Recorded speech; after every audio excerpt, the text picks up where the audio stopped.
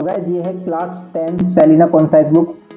तो इसमें आज हम देखेंगे कि भी हम एग्जाम के पॉइंट ऑफ व्यू से कौन से चैप्टर इसमें से स्किप कर सकते हैं। देखो, अगर आपने अभी तक एग्जाम की प्रिपरेशन नहीं की है और अभी से आप स्टार्ट करना चाह रहे हैं तो आप इसमें से कौन से ऐसे चैप्टर्स हैं जिनको स्किप कर सकते हैं। तो इनको स्किप करने के साथ भी आप अच्छा स्कोर कर सकते हैं अपने एग्जाम में। तो देखो, मोस्टली बच्चों को जो प्रॉब्लम आती है वो किन चैप्टर्स में आती है और कौन से चैप्टर्स उनको टफ लगते हैं। जैसे कि अगर आप अभी से स्टार्टिंग से प्रिपरेशन कर रहे हैं तो बेसिक, सभी का बेसिक तो आपको आना ही चाहिए। जैसे चैप्टर नंबर फर्स्ट जीएसटी में इसका बेसिक आप पता कर लें, बेसिक सभी चैप्टर्स का कर लें, कॉन्सेप्ट क्लियर कर लें कि भी इस चैप्टर में क्या कॉन्सेप्ट है। तो आपके बेसिकली मोस्टली क्वेश्चन आप अटेम्प्ट कर सकते हो अगर आपको सभी का कॉन्सेप्ट क्लियर है।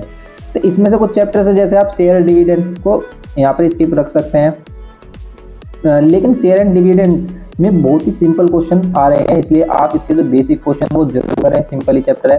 जैसे कि आप लीनियर इक्वेशन, सिंपल चैप्टर नहीं, ये सभी चैप्टर्स आप कर सकते हो। आप चैप्टर नंबर 6 स्किप कर सकते हो क्योंकि इस चैप्टर में आपको क्या लगेगा, टाइम ज़्यादा लगेगा। अगर आपने अभी नहीं किया है तो आप इसको स्किप कर सकते हैं। सिर्फ आप वही चैप्टर्स करें, उन्हीं का ही रिवीजन करें जो आपने अच्छे से किए हैं। और अगर आप एक्स्ट्रा चैप्टर करना भी चाह रहे हैं तो उनका बेसिक कॉन्सेप्ट आप समझ लें, जिससे कि आप क्वेश्चन को अटेम्प्ट कर सकें, क्योंकि अटेम्प्ट करने पर भी आपको मार्क्स मिलते हैं। इसलिए अटेम्प्ट सभी क्वेश्चन करने हैं। देखो, ध्यान से सुनना है आपको, अटेम्प्ट सभी क्वेश्चन करने हैं एग्जाम में, क्योंकि एग्जाम में कभी कभी अगर क्वेश्चन बाय मिस्टेक गलती से कोई भी क्वेश्चन में एरर आता है तो उसके मार्क्स उसी बच्चे को मिलते हैं जो क्वेश्चन को अटेम्प्ट करता है। इसलिए अटेम्प्ट हर एक क्वेश्चन को करना है। जैसे कि अब रेशियो प्रोपोर्शन सिंपल चैप्टर है, मैट्रिक्स, एपी एंड जीपी। ठीक है, अब जीपी नया चैप्टर आया हमारा, लेकिन जीपी में भी अगर आप इसका बेसिक समझ लेंगे, nth टर्म और सम ऑफ nth टर्म कैसे फाइंड करते हैं, तो सिंपल हो जाएगा ये भी हमारे लिए। तो ये चैप्टर हमारे इजी चैप्टर में आते हैं। जैसे रिफ्लेक्शन कर सकते हैं, section, mid point formula, equation of lines के जो सिंपल क्वेश्चन है, अगर आप पूरा चैप्टर नहीं करना चाहते तो सिंपल क्वेश्चन है, जैसे स्लोप से रिलेटेड है, स्लोप इंटरसेप्ट फॉर्म है, इक्वेशन ऑफ लाइन से कैसे हम स्लोप फाइंड करते हैं, ये सभी क्वेश्चन आप इसमें से कर सकते हैं, इक्वेशन ऑफ लाइन। ओके, फिर आता है हमारा सिमिलैरिटी। मोस्टली बच्चों को सिमिलैरिटी में जरूर कंफ्यूजन आती है, लेकिन इस पर अभी हमने एक कॉन्सेप्ट वीडियो डाला है जिसमें आपका सभी कॉन्सेप्ट हमने क्लियर करने की कोशिश की है। तो आप इसके जो भी हमने अभी रिसेंट में कॉन्सेप्ट वीडियो डाला है तो उसको जरूर देखें। रिवीजन वीडियो में हमने सिमिलैरिटी को बहुत ही अच्छे से समझाने की कोशिश की है, तो उसको देखें आप, और आपको अच्छे से वो समझ में भी आ जाएगा अगर आप इसको एक बार देख लेते हैं। तो इसका बेसिक पूरा जो कॉन्सेप्ट है वो उसमें मैंने बताया और इंपॉर्टेंट क्वेश्चन भी बताए हैं।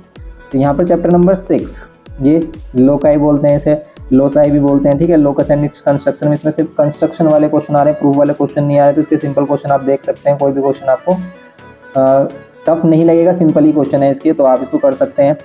और इसमें से जैसे circle, tangent and intersecting code, ये चैप्टर बच्चों को बहुत ज़्यादा परेशान करते हैं और इन चैप्टर्स में परेशान करते हैं प्रूफ वाले क्वेश्चन। देखो, अगर आप इनके बेसिक जो भी थ्योरम्स हैं उनको कर लेते हो तो उसके बेसिस पर देखो जो क्वेश्चन मिलेगा आपको, प्रूफ वाला क्वेश्चन कभी कभी ही मिलता है आपको, लेकिन वरना आपको क्या मिलेगा, मोस्टली क्वेश्चन आपके क्वेश्चन वैल्यू फाइंड करने वाले आते हैं कि भाई आपको एंगल फाइंड करना है।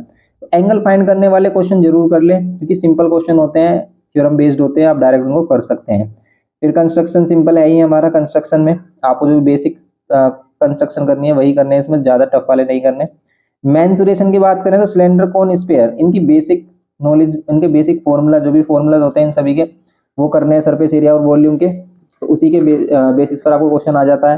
फिर बात करते हैं भी चैप्टर नंबर 21, ट्रिग्नोमेट्रिकल आइडेंटिटी। ये ट्रिग्नोमेट्रिकल आइडेंटिटी में तो बच्चों को बहुत ही ज़्यादा प्रॉब्लम आती है, बच्चे बहुत कंफ्यूज रहते हैं। देखो, है तो चैप्टर बहुत ईजी, लेकिन इसमें टाइम देना होता है। लेकिन अगर आपने अभी तक नहीं किया है तो आप अगर इसको करना चाह रहे हैं तो भाई आपको टाइम देना होगा। ऐसे ही 10-12 क्वेश्चन से आपका काम नहीं बनेगा। इस पर हमने इंपॉर्टेंट क्वेश्चन भी बताए हैं। अभी 2 पार्ट्स में हमने इसमें इंपॉर्टेंट क्वेश्चन अभी रिसेंट में डाले हुए हैं। एग्जाम मटेरियल सीरीज जो हमारी चल रही है उसको आप देख सकते हैं। उसमें आपको 2 लेक्चर मिलेंगे, 2 टेस्ट पेपर मिलेंगे, जिसमें हमने टोटल इंपॉर्टेंट क्वेश्चन डाले हैं। अगर आप कुछ भी नहीं कर रहे हो इसमें से तो उन दोनों टेस्ट पेपर के इंपॉर्टेंट क्वेश्चंस को जरूर करके जाएं, उसमें से आपको क्वेश्चन जरूर देखने को मिलेगा। तो यहाँ पर करते हैं चैप्टर नंबर 22 की बात, height and distance. Simple chapter है हाइट एंड डिस्टेंस। इस चैप्टर में बस आपको उसका बेसिक समझना है कि क्वेश्चन को किस तरीके से अटेम्प्ट करते हैं, हम कैसे बनाते हैं, फिगर बनाते कैसे हैं इसका। तो फिगर अगर आप एक बार सीख गए तो बहुत ही सिंपल हो जाता है चैप्टर ये, तो इसको जरूर करना है आपको। अब जैसे ग्राफिकल रिप्रेजेंटेशन, ये हिस्टोग्राम हो गया, ये तो आपको 9th से ही आता है, तो ये सिंपल चैप्टर है। मेजर्स ऑफ सेंट्रल टेंडेंसी, ये सिंपल चैप्टर्स हैं हमारे, तो ये सभी आप इसमें कर सकते हैं। प्रोबेबिलिटी हो गया, तो ये क्वेश्चन मतलब ये चैप्टर कर सकते हो। और इसमें मोस्टली अगर आपको स्किप करना है तो आप ट्रिग्नोमेट्री आइडेंटिटी स्किप कर सकते हो, आपको टफ लग रहा है तो। सिमिलैरिटी स्किप कर सकते हो।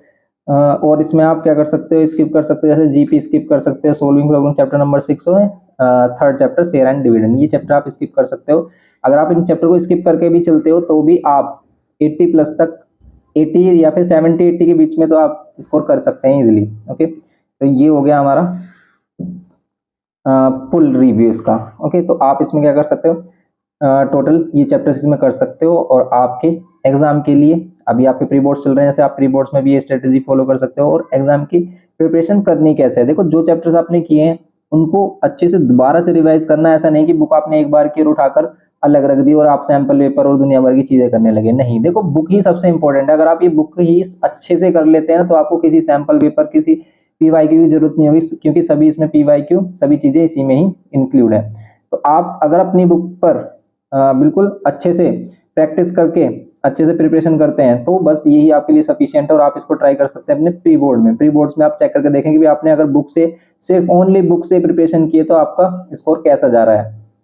तो इसी टाइप के क्वेश्चन आते हैं, बस आपको फिर जरूरत होती है जैसे एमसीक्यूज टाइप क्वेश्चंस की। तो एमसीक्यू टाइप हमने 12 चैप्टर तक एमसीक्यूज डाले हुए हैं, तो आप चैप्टर नंबर 12, हमारा जो एग्जाम मटेरियल 2023 वाला है उसमें चैप्टर नंबर 12 तक एमसीक्यूज डाले हुए हैं, हम उनको दोबारा से आपको एक बार कराएंगे।